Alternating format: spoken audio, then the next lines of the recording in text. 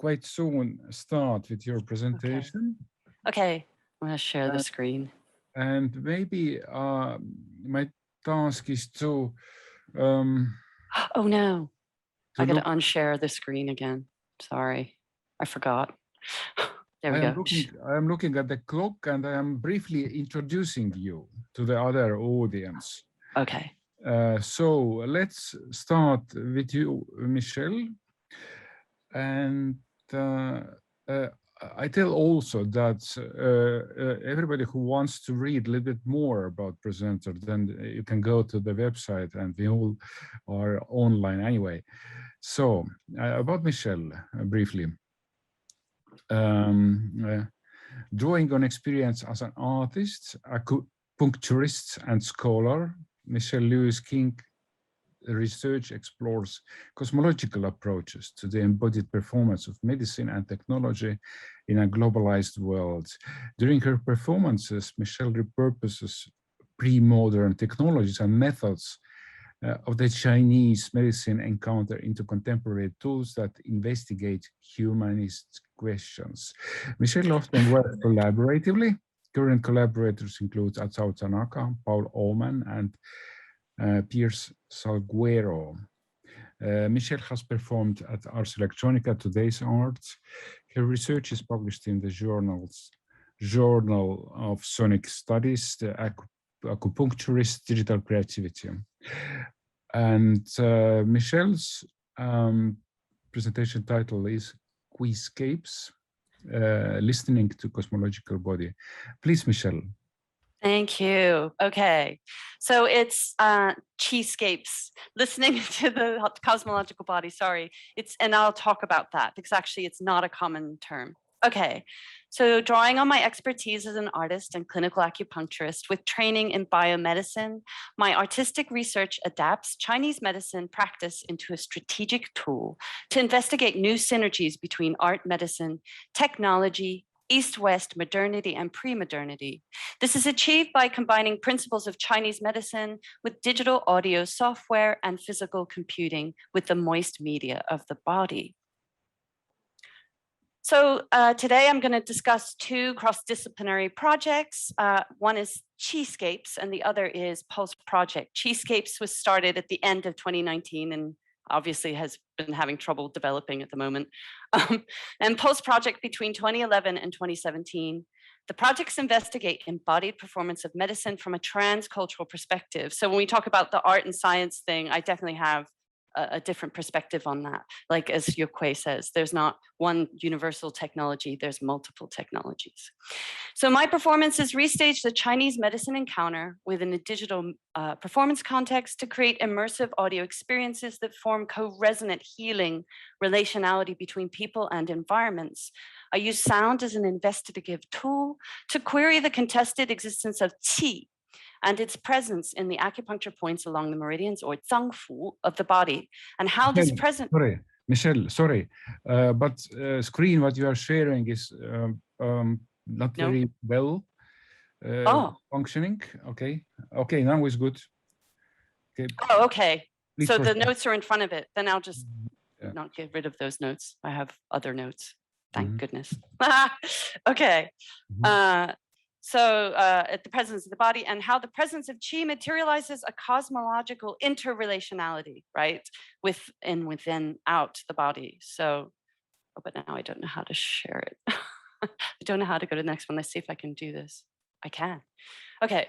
So here's the character for qi, and it's the traditional character for qi. The modern one just has the top part. So the bottom part is rice. So if you see the cross with the dots, that's rice, like meat. So the top is vapor. And it's really about the relationship, this one character, which is very old, between solid and vapor and the constant transformations in between these states. So it's a non-dual idea. And it's dichronic.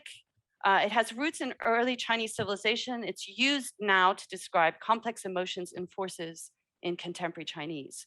It's described historically by interdisciplinary medical humanities scholar Michael Stanley Baker as many works in the master literature refer to embodied practice as the means to produce beneficial physiological responses or an ideal relation among the body, the self, the cosmos, they refer to breathing and meditation exercises designed to cultivate qi, the vital breath, a material considered to permeate and give structure to the substance of all existence.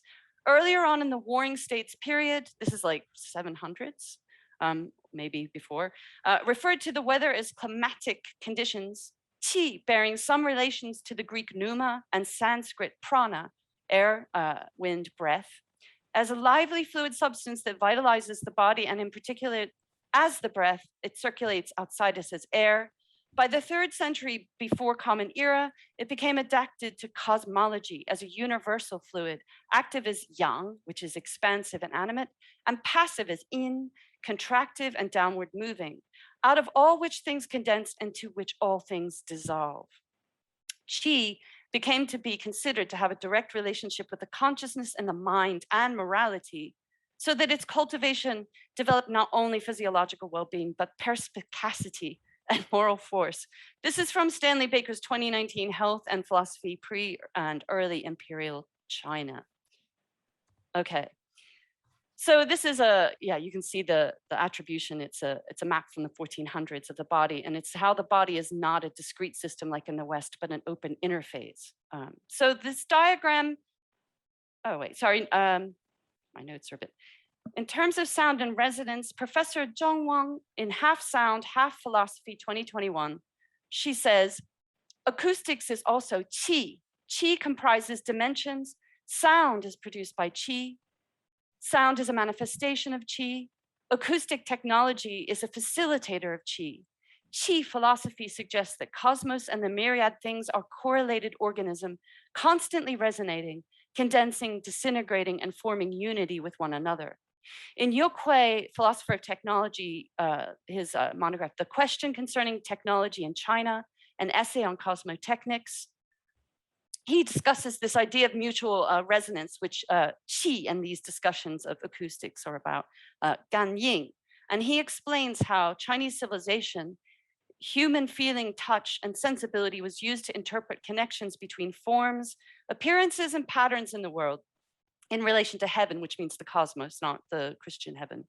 And that these senses were used to produce meaning through the dynamic accord between the human heart-mind, which is one organ, and the unfolding of the cosmos and the creation of tools. So he refers to this cosmological creation of technology as cosmotechnics.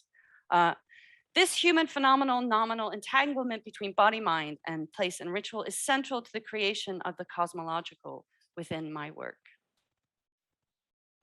Okay, so I just want to give you a diagram of maybe one of the tools that I use to measure this body. So here it's Chinese pulse diagnosis, okay? In Western diagnosis, we just, count, it's quantitative. This is kind of qualitative. So this is a diagram for reading the pulse. It's used as a tool for reading the co-resonant cosmological body. 6 positions, you have 6 positions on each wrist to feel the waveforms of the pulse, of which there are many, and they have diagnostic clinical significance. Each position itself has 2 depths in order to feel the paired organs associated with each 6 positions. In other words, this is 12 positions of waveform characteristics with signature types. And each organ networks of the body, you can read this from people's pulses, and I translate these into soundscapes. According to Chinese medicine therapeutics, because each organ network has an ideal frequency that it resonates at, actually, that creates maintenance and health.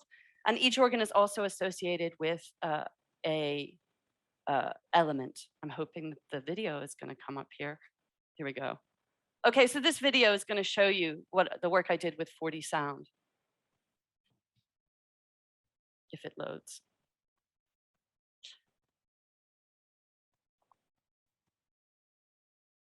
That is the result of both my doctoral research and my collaboration with Paul Uman, director and founder of 4D Sound, in order to create live spatial soundscapes of audiences' pulses for 4D Sound show, Reflection from the Inner Mirror.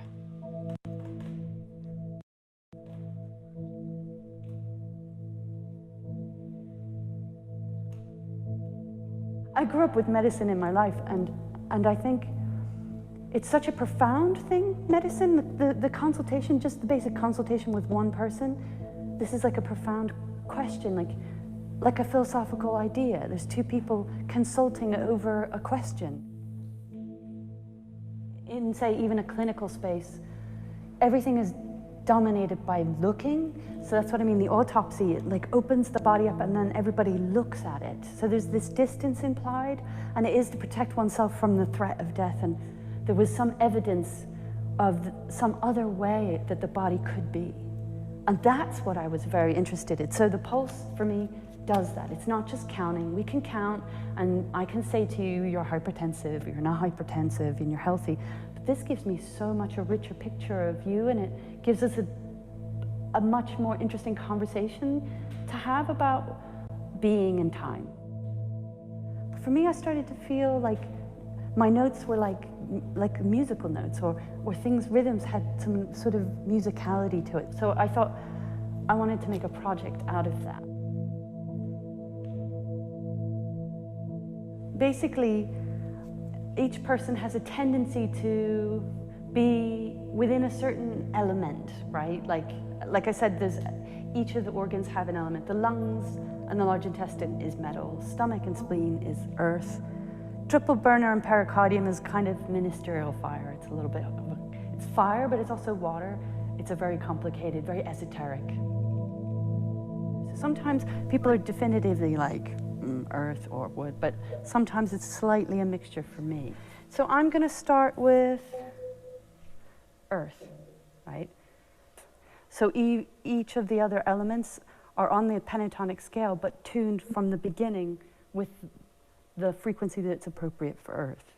Whereas if I say I chose metal, the person was metal, then it would be from the metal frequency and tuned upwards from that.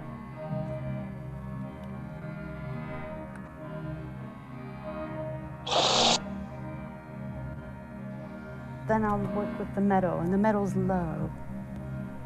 And then I would think I'd have to bring that up because it's so low in a person, so I'd start to really bring that up.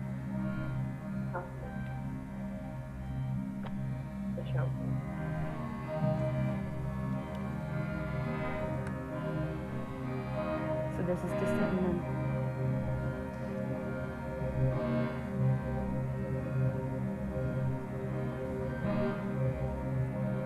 that's when it's quite loud.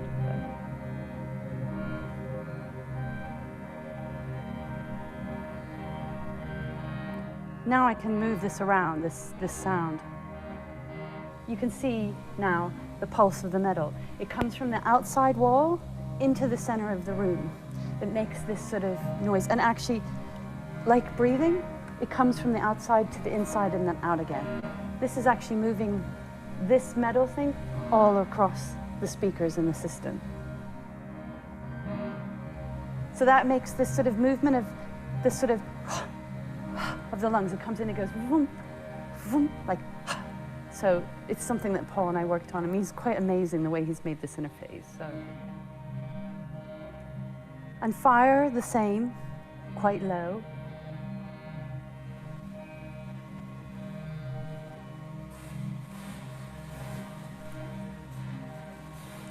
So you can hear how it's like fire, it just goes vroom.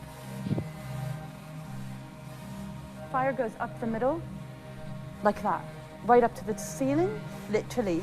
All the speakers on the ceiling, from the floor up through the middle, and then it spreads across the ceiling like fire. And then water, which was quite, that is the result of both my doctoral research and my collaboration with Paul Uman, director. There we go. Sometimes it sticks.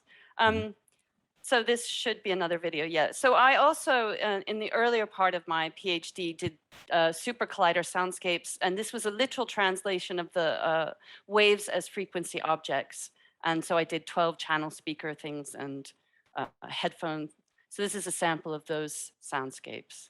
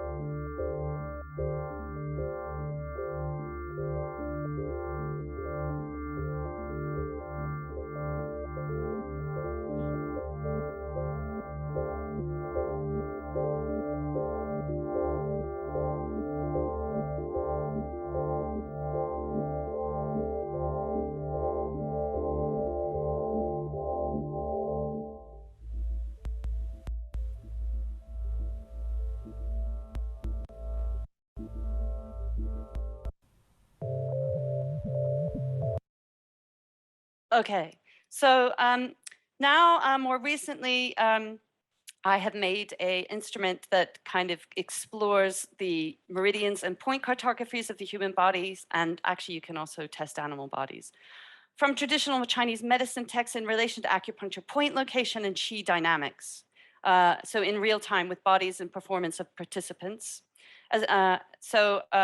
This is called an acupuncture sonoscope, and it's a total basic prototype. It's got like a max patch. The sound isn't great, so I'm, like I said, we were supposed to develop it, but it's taken a bit of time. But basically, I'm using this to contest what people say doesn't exist, that is qi, and the points, and the Chinese medical body, like it doesn't exist. So here's a map of the cartography of the body and the meridians, the ethereal body, let's say. I'm hoping it's going to load. It's a very short, but it's quite accurate. And so the question is, if it's accurate, then what does that mean? What does it mean for the body? And what's the possibilities?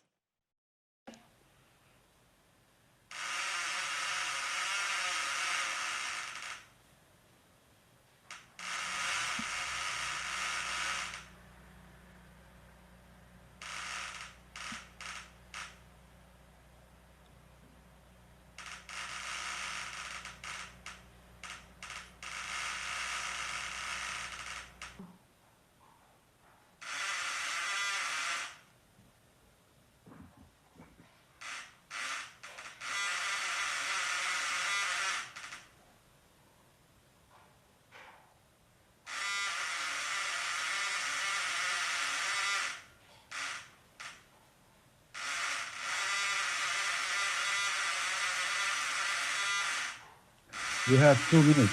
Yep. It's done. Pretty much that. Okay. Sorry. Okay, so these experiences described in this talk form the foundation of my thinking of the body as a symphonic event.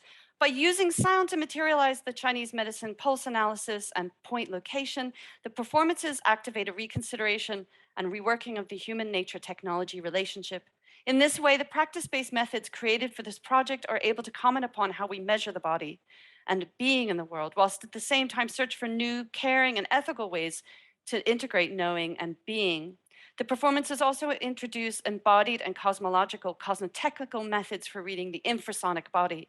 As a rhythm analysis, it's funny, Douglas Kahn brought that up, but I've actually written bits about that. And actually, it's Bachelor gets it from Pinheiro, a Portuguese philosopher. Anyway, so a rhythm analysis, it creates sonic immersion that creates and communicates the frequencies and cadences of participants' heart, gallbladders and kidneys as various acupuncture points and depots, thus giving a bespoke dynamic form to each participant's relational being in time. It not only creates resonant knowledge of the body, but also harmonically synchronizes the rhythmic intercommunication between body, time, and place as an artistic medical act, which is what actually Lefebvre suggests, that it's an art science and that the person is a physician. So an act of participation in and contribution to a larger, always emerging composition of ecological being and discourse done. Okay. Thank you very much, Michelle. Thank you. Sorry, I'll get out.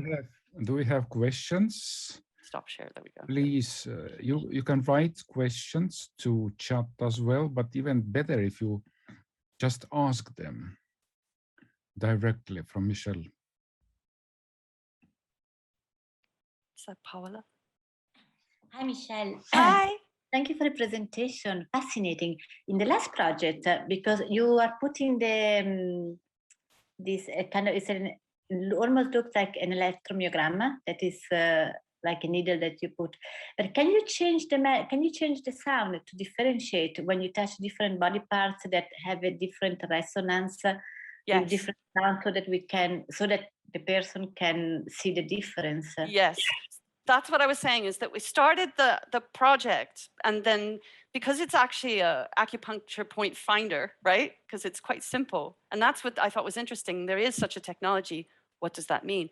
But also I wanted to show there are frequencies and differences. You could see in the video that Actually, there's a chi physiology too. The strength or the weakness of the signal in those points actually has clinical meaning. So there's a other application to this. But to answer your question, that's something I'm hoping to work with Ital Tanaka and 40 Sound to develop, because it's definitely beyond my technical capabilities of max patching. And so they have, because I think Ital works with like a kind of theremin, so he has much more of a greater range in the XY coordinates, let's say. So when we're going to translate the way in which that reader of those low impedance points on the body, we can translate those into different frequencies and sound. So this is going to be a longer term project, and we're just at the beginning, but it's exciting because I want to show that this thing does actually, you know, in its simplest form, give us some interesting things to think about. But I really appreciate your question. Looking forward to see how it evolves. Thank you.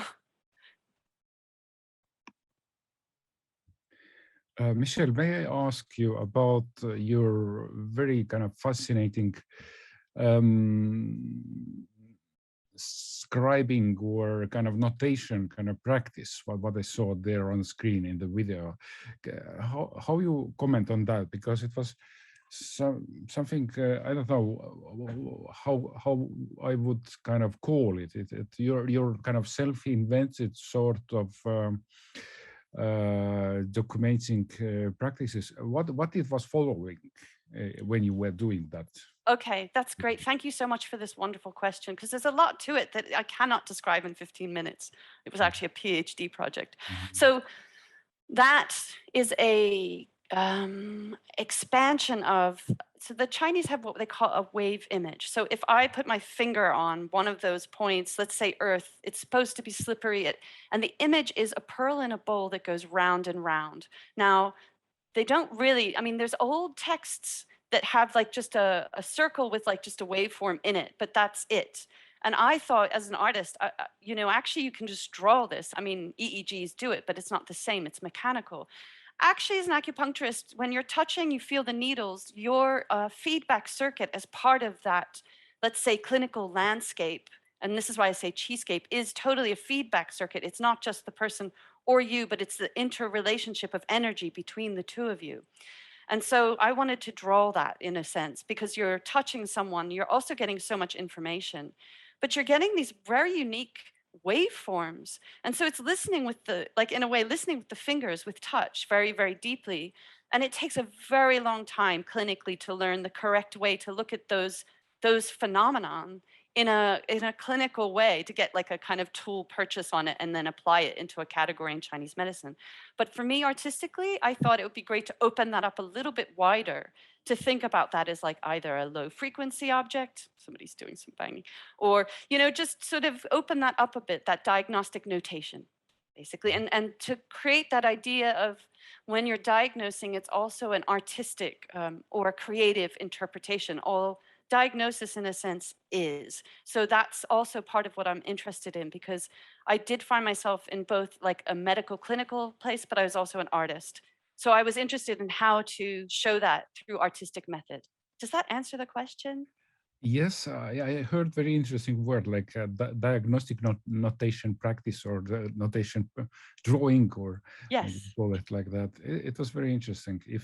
If you have these drawings together with your publication, it's maybe possible to find them somewhere. Yes, they're in most of the publications. I mean, on Academia Edu, you know, maybe my writing's not the best, but you can definitely see a lot of those notations.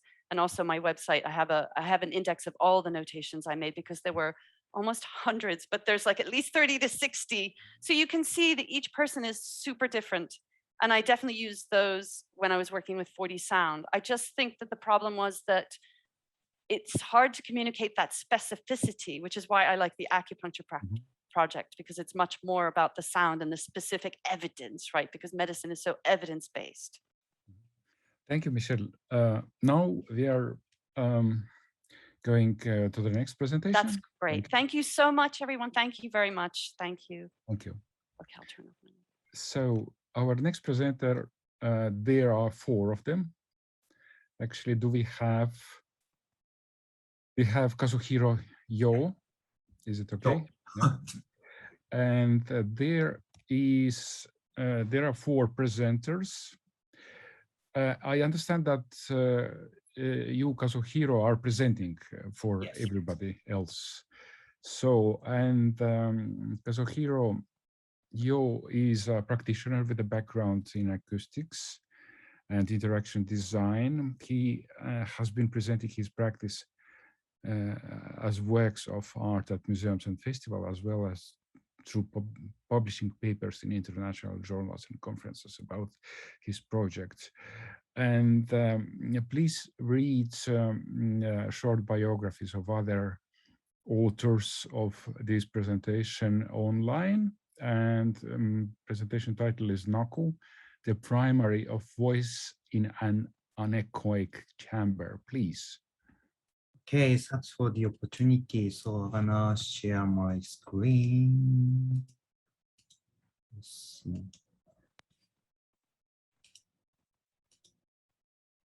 Okay, let's start. So this is a project in collaboration with Tamaki Roy, Takuya Ishikawa, and Tomoya Matsuura, and I'm Kazuhiro Jo, and I'm gonna present the talk.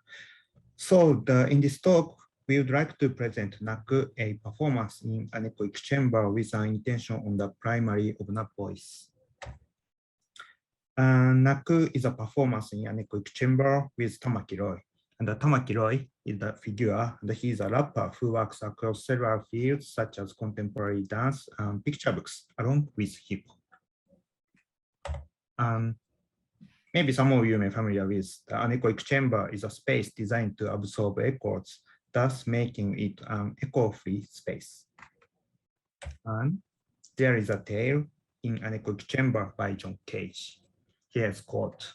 It was after I got to Boston that I went into the anechoic chamber at Harvard University. Anybody who knows me knows this story. I'm constantly telling. Anyway, in the silent room, I heard 2 sounds, one high and one low. Afterward, I asked the engineer in charge why, if the room was so silent, I had heard 2 sounds. He said, describe them. I did. He said, the high one was your nervous system in operation. The low one was your blood in circulation. As Douglas noted, the anechoic chamber was the technological emblem of Cajun lore. However, in our experience, the tale seems doubtful. It is almost impossible to listen to the 2 internal sounds of operation and circulation.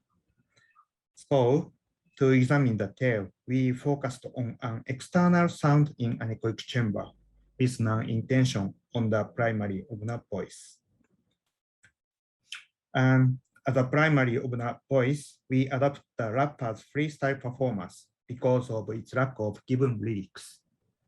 With the performance, we intend to embody the relationship between sound as an object of vibration, its space, and the events that occur therein, as Hatanaka noted, without any amplification and reflection at that space. So here is the recording of the performance. It will take around 8 to 9 minutes, so please listen.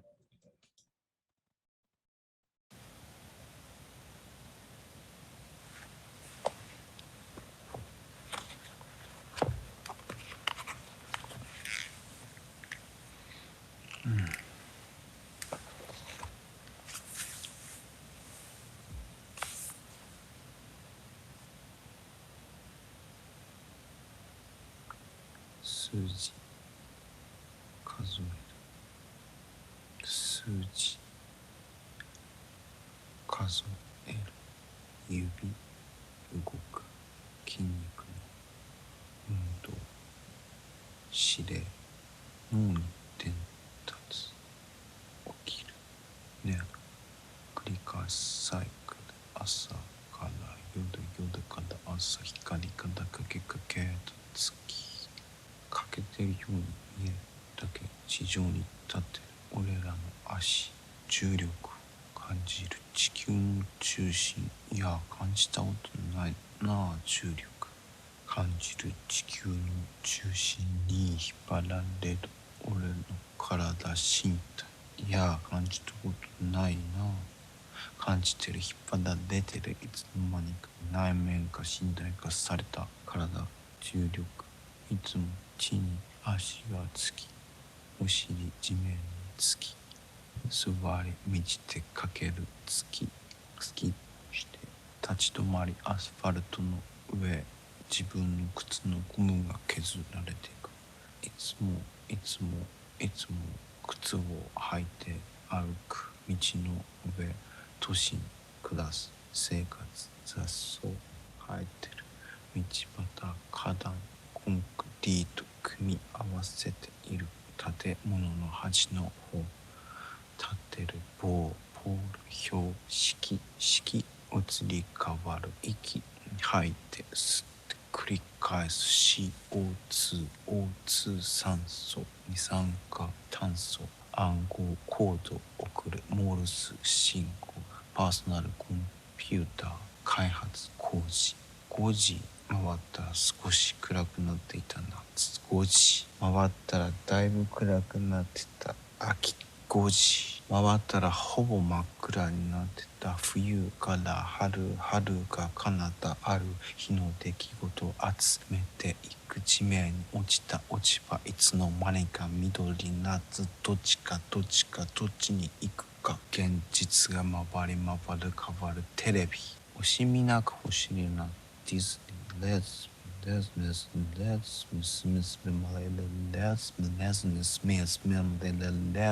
ミディズニー、ミキヨッキ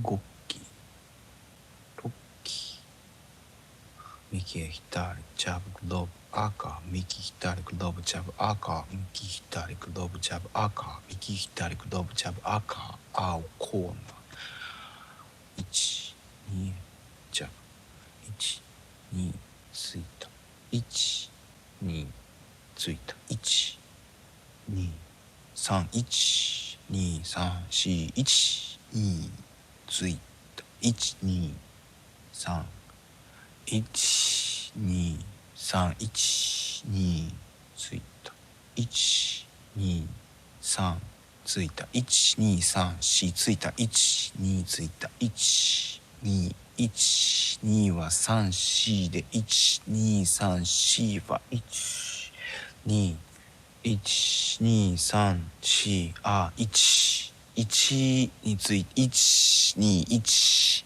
1、2、3、1、2ついて1、2、3、2つ、1、2関係、生命、伝達、式即是空、俺ら猿、命、関係、伝達、宇宙、式即是空、空を飛んでいった飛行機は向かうどこか、山の上か雲の上か、どっちだ、問いかけてみるが答える者いるか。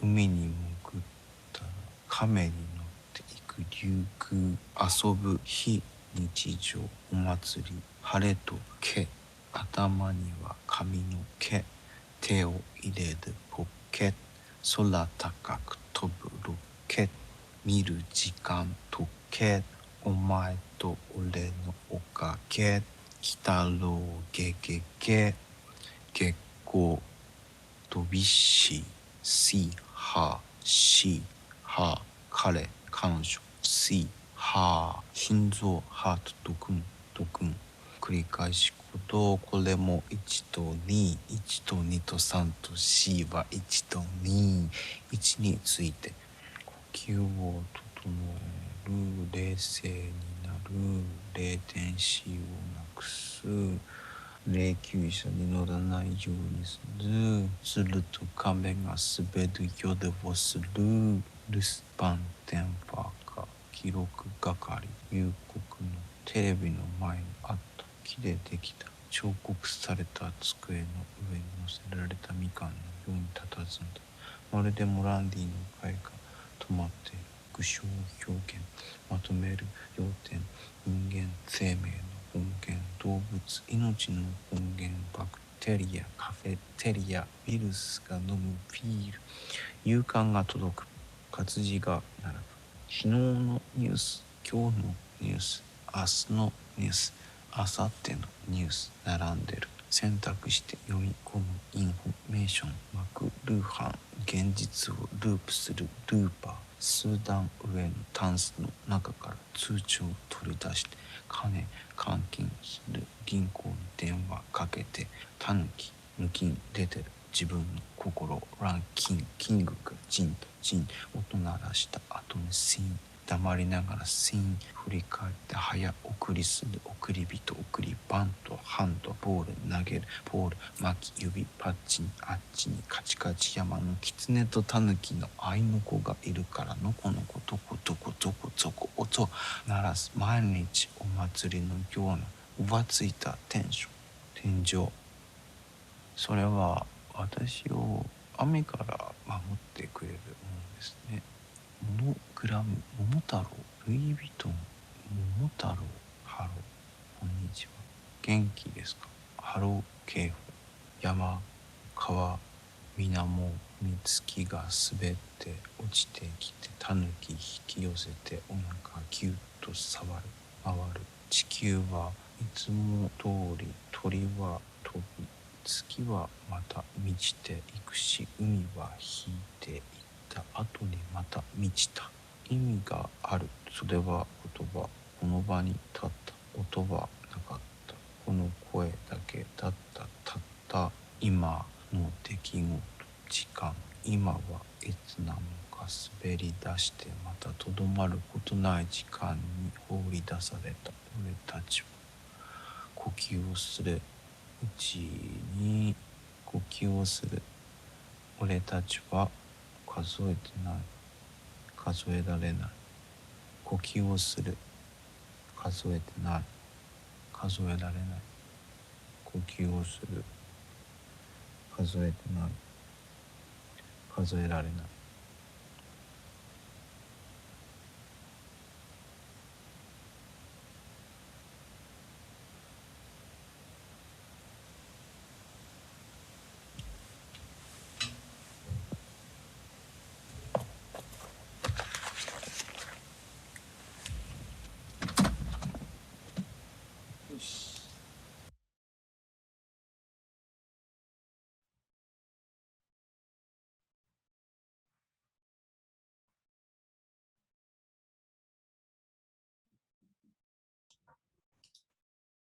Okay. Slide.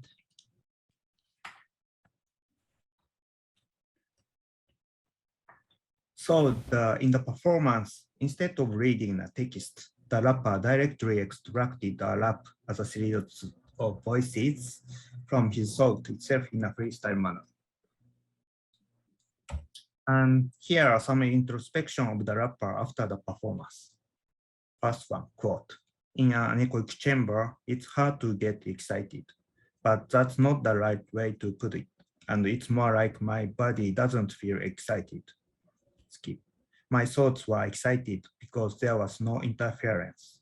There are moments when my thoughts are driven and excited, but physically, it's not quite as exciting. Second one, I don't feel like shouting at all.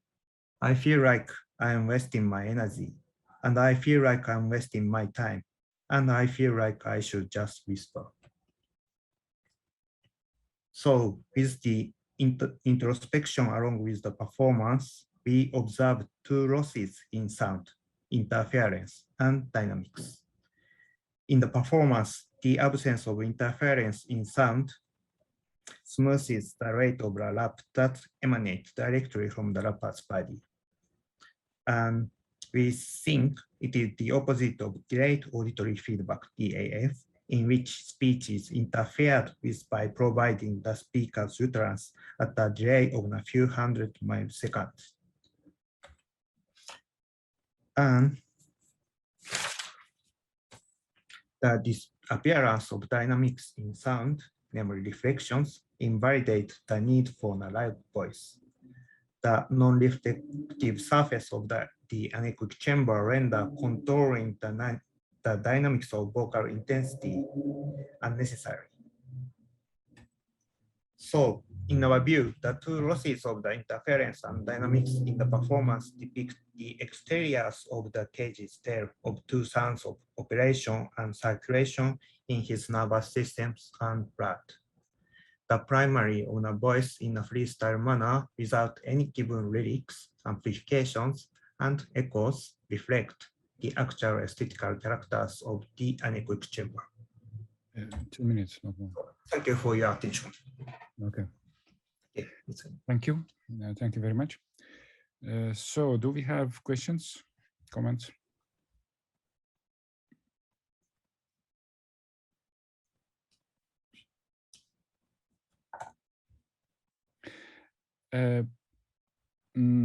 This performance, what we heard, was naturally in Japanese language, but as I think maybe you were just alone among us who is understanding the language here. Yeah. Then I would like to ask you if it was kind of language, or it was kind of language based or language inspired kind of sound making, or kind of vocal sound, or how you would comment that. For me, for instance, if I would kind of understand the language, was it direct kind of Japanese, or it was rather like a music which was based on or vocabulary of language? Yeah, thanks for your question. Yeah, of course, maybe I'm the only person who could understand Japanese right now, but basically it's based on hip hop style. So it means basically each words has meaning, but partly, as you mentioned, they have some sound generation, like a ba, v, or something like that. But with my understanding and with my hearing, each has some relationship in meaning, so that it's not just sound making, but also have some, how can I say, the words or sentence or syllables. And what was the second question? Sorry. Yes, I had only one. Maybe we have somebody else asking something.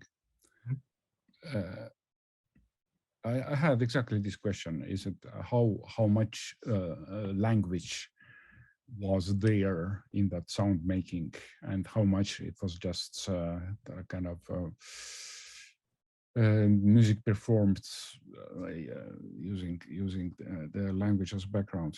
Okay. Now we have a question for Paula. Right.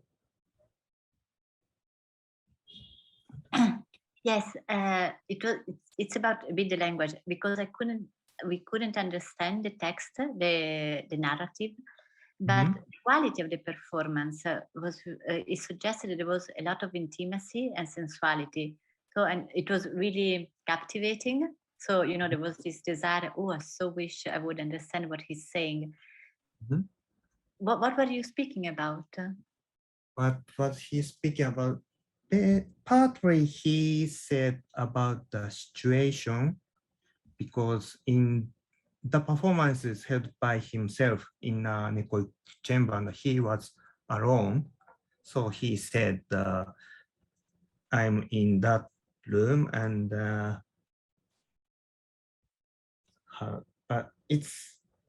and he described his situation and his mind partly.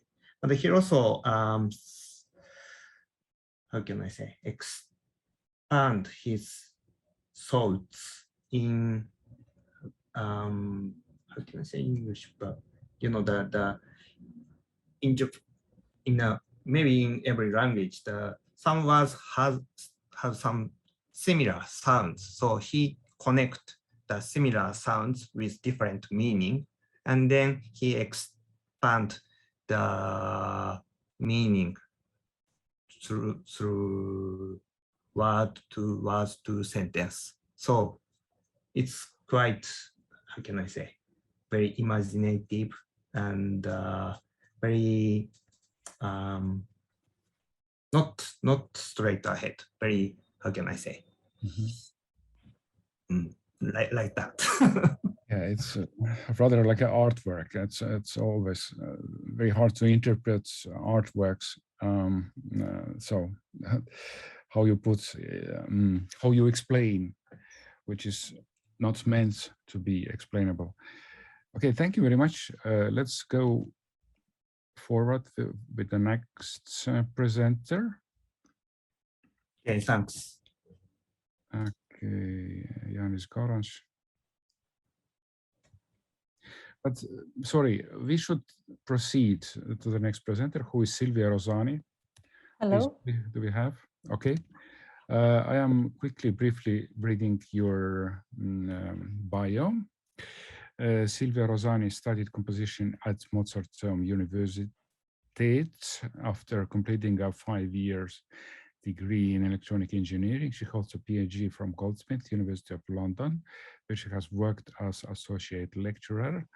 Her research focuses on the disruption of the boundaries between audience and performers through the use of visual elements and technology.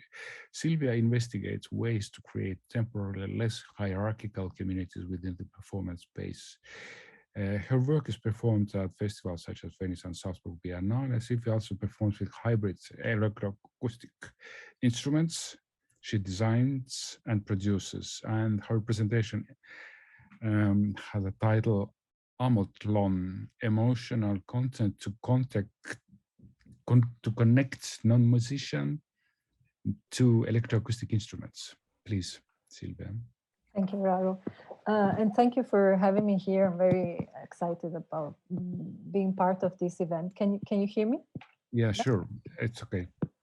So I'll just share a presentation, and I hope also the sound will work, hopefully. It is really lovely that previous presentation was also mentioning voices, and also Kazuhiro, you mentioned the fact that this rapper wasn't feeling excited physically, and because I will be talking about emotions in and how I connected them to my most recent installation. So the title of this installation is Emotion with a capital A and I, which stands for artificial intelligence, of course. And this was developed in a residency at RIXC, thanks to Emma Pemar, and earlier this year. This installation is as I mentioned earlier, based on emotion detection, and it aims somehow to create a higher, like an extended AI organism, in a sense, along with the audience, with the visitors and musicians, if there are musicians involved. So I will start from some reasons for moving on to this installation, to this work. And as Raivo actually mentioned earlier, I have some research interests that have to do with low hierarchy performances. So I like the idea of creating frames for musicians, non-musicians, visitors, composers, performers, to explore sound and experience improvisation with each other, and in a sense create for a moment, like a temporary situation where you don't have the hierarchy that you usually have in a concert hall or a theater, where you have a stage where the performers are and the audience space, which are usually two spaces very much divided from each other.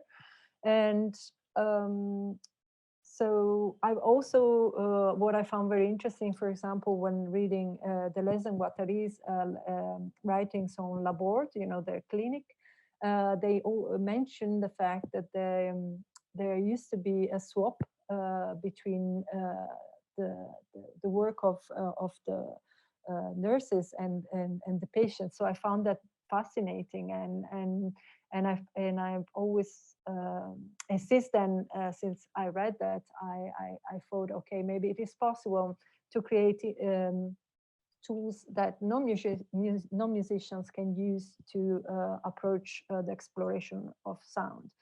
And yeah, so another question is also, another matter is related to the fact that when, as a musician, one creates tools for non-musicians, non-musicians feel quite alienated from this because maybe they don't have a musical education, musical background, and they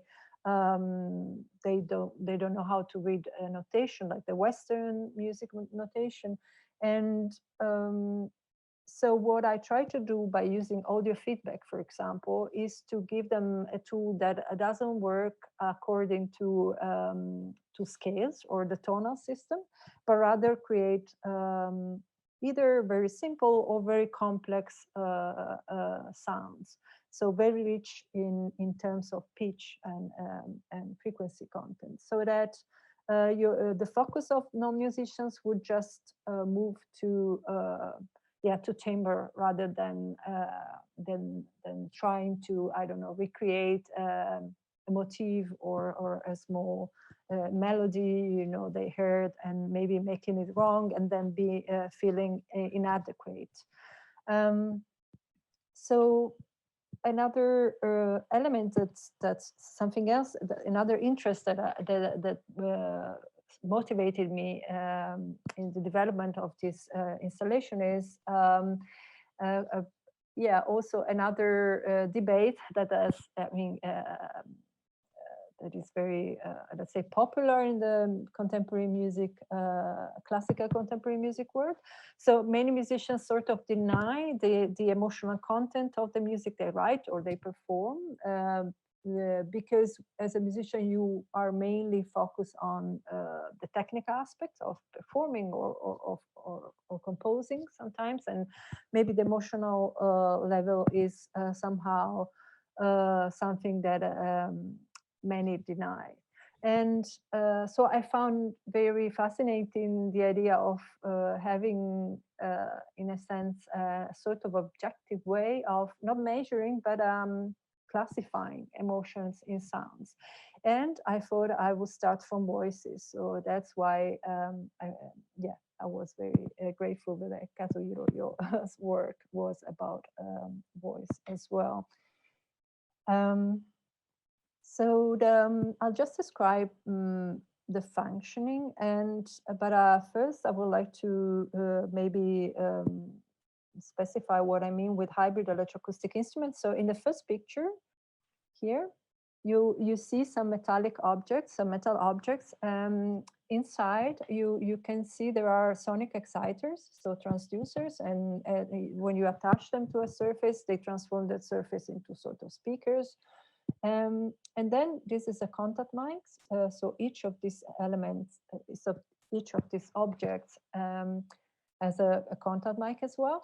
And basically what I do is using the feedback loops in between these contact mics and the transducers to make the object vibrate. And I find this very attractive because the objects become instruments, because if you touch them, you can affect the resulting sound, the feedback sound, and also because they work with electronics, but they still bring vibration back into the space. So this is what I like, and they also sort of they suggest the visitors how musicians work with their own instruments, so how physical the relationship is. So it's not just listening, you know, to sound coming from speakers. In terms of the functioning of the installation, I developed an app with Python, and at the present moment it is still local, so it's not being deployed. But basically through this app, you can, as you can see from the yellow button says record, you can record for seconds, you can record your voice or any other sound really. And the system will basically classify each second of the recording in terms of emotions, and then resynthesize through the electroacoustic instruments sounds that can be either matching the kind of emotion that the system detected in your voice, or that can be contrasting the kind of emotion they detected in your voice, or the system might just remain quiet, or it might decide to resynthesize something new, so sound that has no emotional relation to what they detected, the emotion they detected in the system detected in your voice.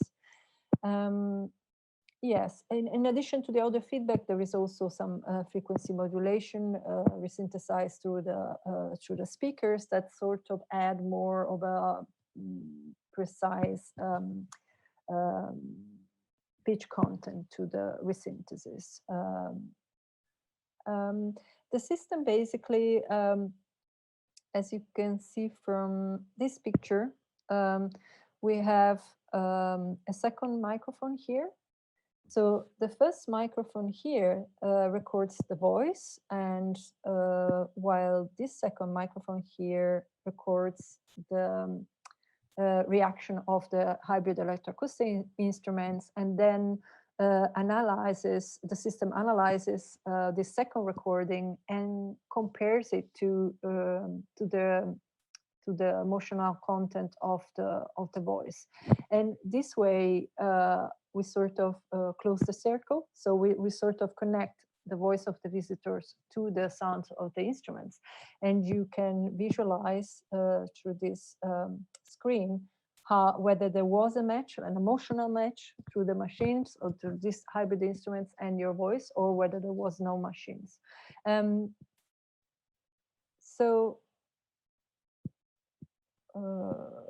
Yeah, for the emotion detection, I use some convolutional neural networks, and I trained the networks with 3 data sets I found of spoken and sung voices. And for RIXC, I mean the installation hasn't traveled to RIXC physically, not yet. But for RIXC, I will also include some clarinet and violin sounds that were recorded for me by local musicians in Riga, and these sounds will be included into the training set, so that we'll sort of build also a connection between vocal sounds and instrumental sounds. So the installation traveled to Halle between June and July, and I there performed with Nathan Watts, the cellist from Ensemble Tempus Connex, and we can watch a short the teaser that the Verklas Festival developed for Ars Electronica. So this documentation also traveled to Linz, and let me know if you can hear it correctly.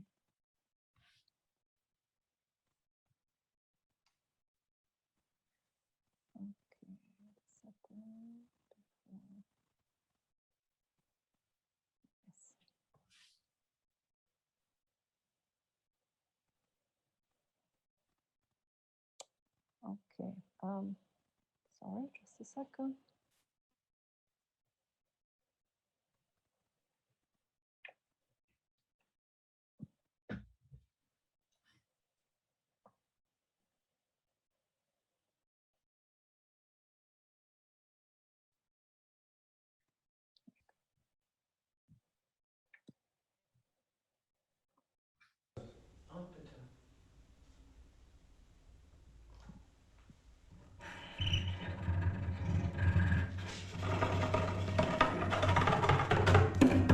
Motion is a system that connects voices to hybrid electroacoustic instruments and potentially also acoustic instruments.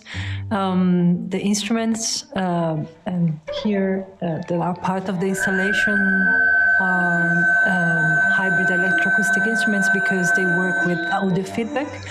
So the feedback loops basically trigger their vibration. So the sound is generated by the vibration of the material, and it is connected to the voices of the participants through this microphone, which records the voices of people for 4 seconds. The system basically analyzes the emotional content of the voices and decides what to do, what kind of action what kind of choice to make, and triggers the reaction of the hybrid instruments.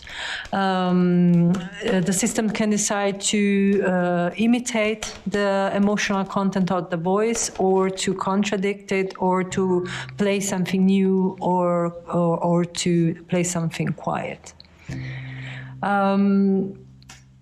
What happens is that once the installation is triggered, the sound gets recorded with another microphone, with a second microphone, and analyzed. And then there is a comparison is made between the original sound, the vocal sound, and the sound recorded from the installations. If there is a match, the system stops. If there is not emotional match, then the system keeps resynthesizing other, let's say, frequency ranges of the same sound, and then it stops after a few attempts. The installation can also be regarded as an opportunity for non-musicians to create short improvisations and to feel the vibration of the resonant bodies of the instruments and trigger them with their voices.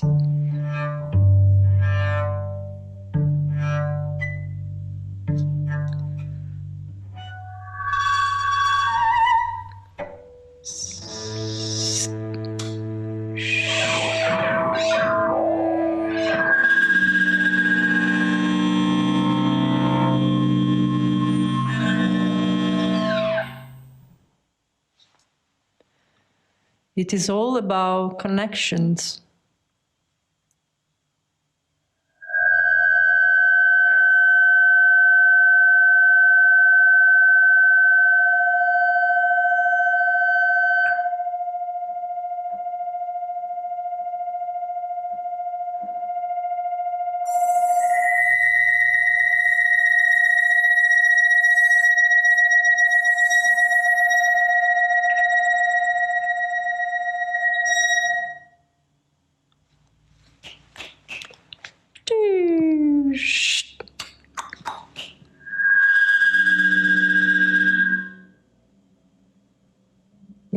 And it found a match.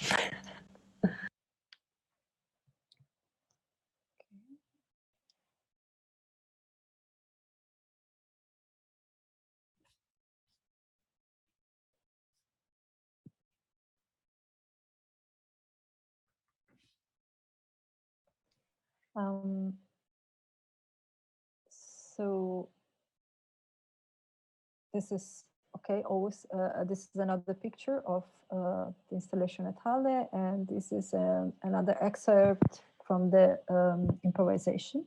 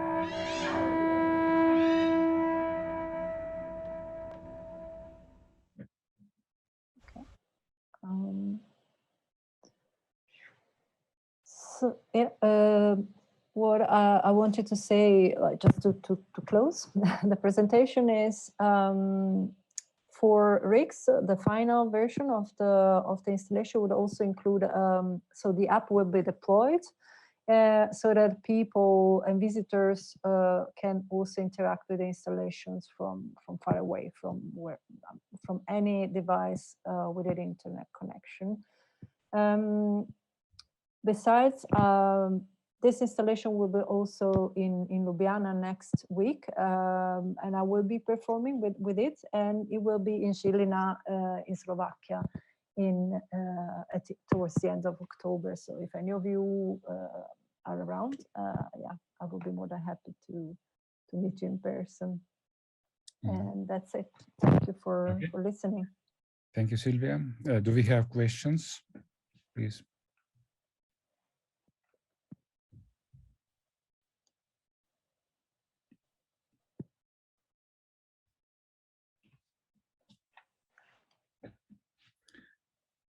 So,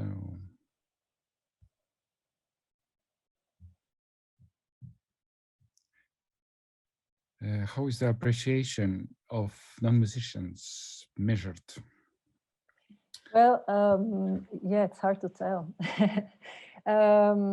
Well, this installation hasn't, so the work that you saw is still a work in progress. So in Halle, it was quite of a sort of an in-between situation, unfortunately, because of the pandemic. So I was asked to present a work that should be documented. And then they said, no, we can also open and have guests. So it was a bit hard to organize a frame that could actually invite people to interact with in a more clear way, let's say. But with the previous installation that I developed, yeah, okay, that's another question. Another installation I developed, I could see that actually the people move in and easily started to work with it, even without me having to explain anything. And that's for me already very clear. And it doesn't matter whether they like the sounds or not in the end. I think the important thing is that they are exposed to these sounds and that they touch the instruments and then they experiment, they listen and reply and dialogue with somebody else working on another object, for example. So that's the way I sort of personally assess the interaction. Audio feedback is on one hand, as I mentioned, ideal because there is no sort of tonal reference, but intrinsic tonal reference, or you don't have a keyboard in front of you, you know, and you can say, oh, I played the wrong note or the right note. But on the other hand, it can also be very disturbing. So yeah, some people are not enthusiasts of Yes, here two people are asking almost the same question: how emotion is measured, or how algorithm determines the emotion of the sounds, or how it's happening. So the motion is not measured really. It's basically, I mentioned the convolutional neural network. So it's basically, I built a model that is trained on a data sets where human voices were cataloged. So it's been cataloged by humans. So of course it's questionable in a sense.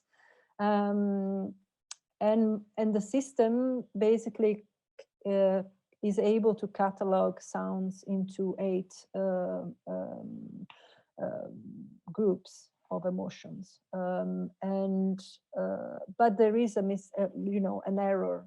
So it is accurate up to 77%. So there is always, of course, an error. Mm-hmm. Okay, hopefully it's possible to find more information on your website or write to you later, but thank you, Sylvia. And we are now going with the last presenter, Petros Tatsipoulos. Thank you. Who we have here. Thank you, Sylvia.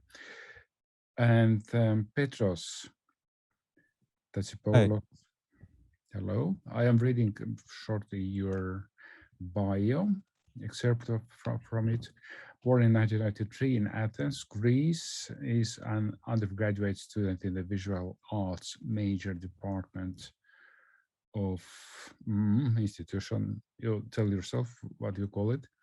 Yes, he has studied for 2 years in the architecture BA department of the Cultural Institute of Technology and 3 years in the scenography and exhibition design department of University of Arts and Design in Karlsruhe, Germany. During his studies, he has completed 1 internship in sculpture and 1 in theater scenography. Tsipoulos is an installation artist, media artist, painter, sound artist, and sculptor. His work is about dimensionality, non-dimensionality, temporality, the virtuality of sounds, and individuality. Please, Petros. Hi. Let me share my screen. Yes. So I will be talking shortly about the title, my topic, which is, well, computed speciality is about works that utilize super collider to create special soundscapes. Main focus is with speakers and arrangements of speakers, not so much with headphones and elements of virtuality in this range. Non-linearity is about the way some compositions tend to not to be static and not have a beginning or an end, and like an algorithm that creates different numbers and changes the soundscape accordingly. Finally, this all combined with the virtuality of sound, which I refer to sound being a medium to connect abstract ideas in the real world. It's a simulation, and also to the idea of translating concepts that exist in sound in other media like visual media, and creating an abstracted environment that can somehow make sense through artistic practice. One of the first installations I was involved in was the so-called geodesic octahedron in the Insonic Festival in 2015 in ZKM Karlsruhe, where a setup of 18 speakers was set according to the geometry of geodesics, which blows up different polyhedra into more points, and the edges of the polyhedron were the positions of the speakers. And ambisonic setup was used to diffuse the sound and create, along with a additive synthesis composition of a set of harmonics with oscillators, very a simple sound, a tone. Unfortunately, I don't have a good recording of this to show you, but later on.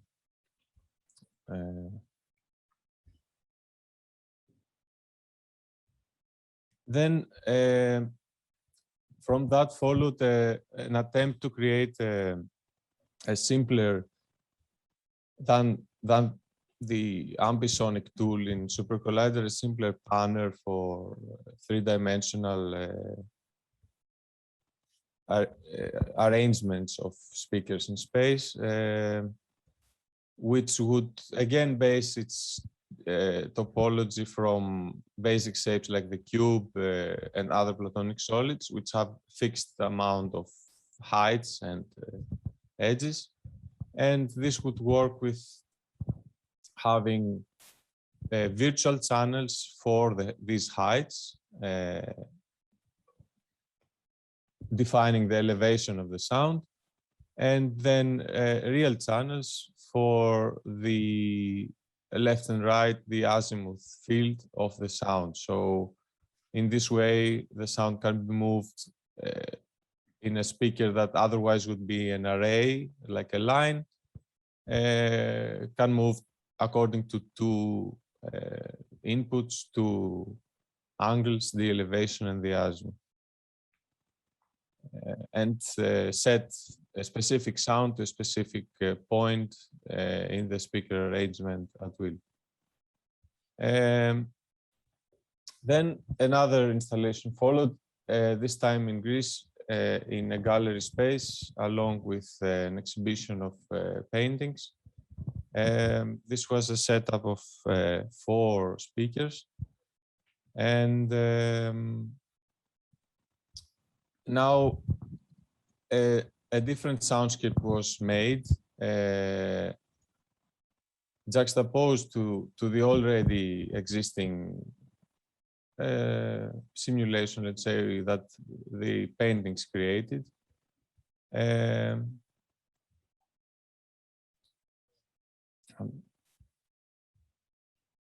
The sound of this installation was an attempt to create through noise a soundscape that somehow remind of natural landscapes or abstracted versions of natural sounds through additive synthesis.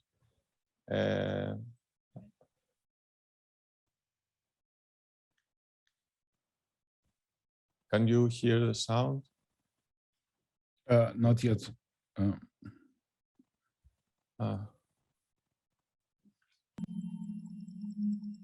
No. Okay. Yeah. Sure. Mm-hmm.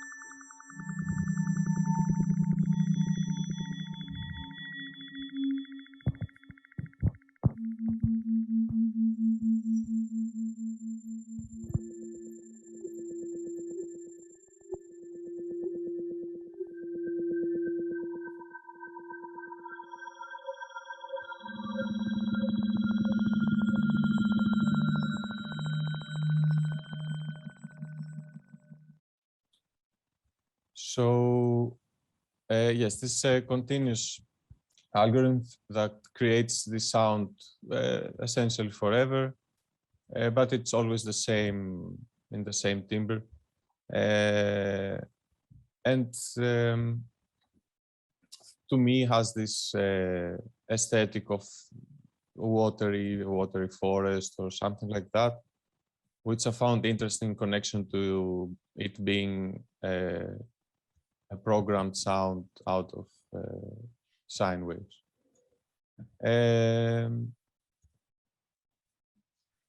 Yes.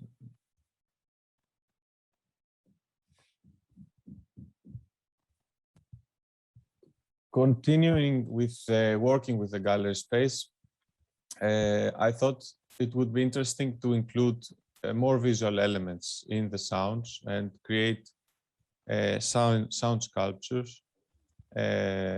Like in this case, this sound sculpture is a simple surface from fiberglass and transducers that vibrate the surface to create the sound. And the idea is to place something like this in the gallery space and have, again, a continuous algorithm play the sound and create the sound environment as if the sound is the installation and not so much the arrangement of speakers, to emphasize on the fact that the sound is everywhere in a room and this speciality. Other attempts to visualize sound and were designs of speaker cones and of sound fields. In general, I've been working and researching about different harmonics and different sets of partials together that create different sounds. And some examples would be the following: more noisy stuff like the watery forest.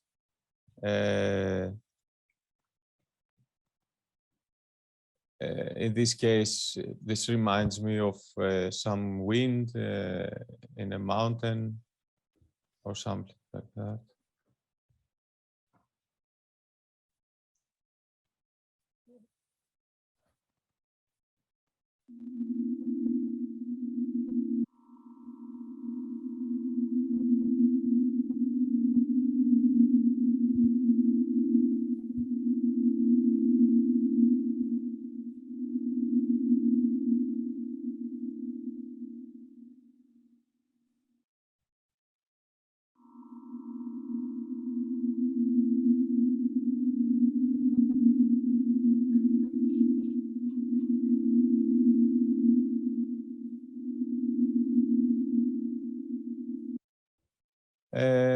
Or even more melodic sounds, which resemble more of music, although connected to the idea of landscape because of the continuous nature of the algorithm as a means of composition.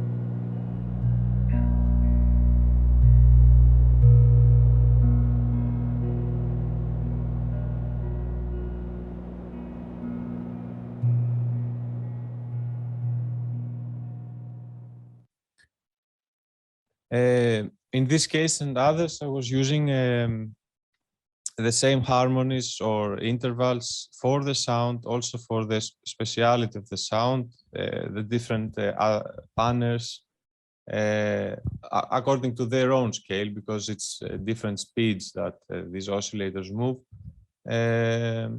have a correspondent harmonic to the partial that is connected to this panel. So I'm trying to have this harmonic content not only in the auditory realm, but also in the way that this auditory stimulus moves either in the stereo field or through a collection of more speakers. Thank you. Mm-hmm. Thank you very much, Petros. Do we have questions, comments?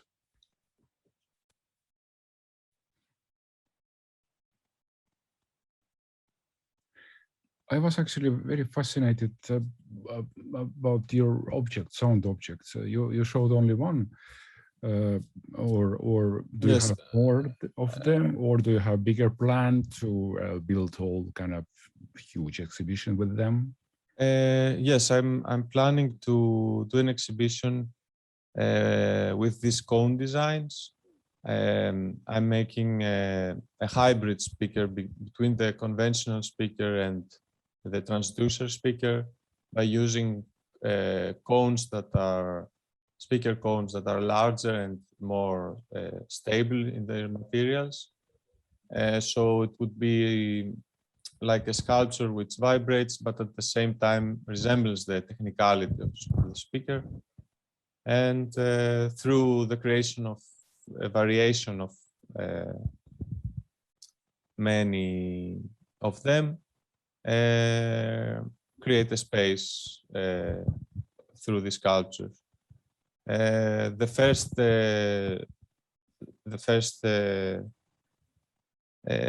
instance of this installation will be for my senior project in the American college that I'm right now an undergraduate student in the visual arts department. And later on, I'm planning to exhibit this also in a gallery space. Mm-hmm. But these objects are will be kind of electronical kind of devices. They will work with electricity in that sense.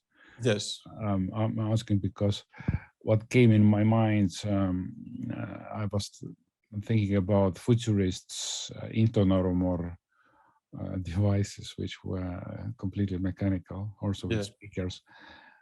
But you were able mechanically to manipulate with them. So, but naturally, electricity is much more powerful. Thank you, Petros, again. And if we don't have questions, then it's time to finish our panel. And now is lunchtime. And the next sessions will start from 3. Thank you everybody for participation, and I would like to finish officially this session and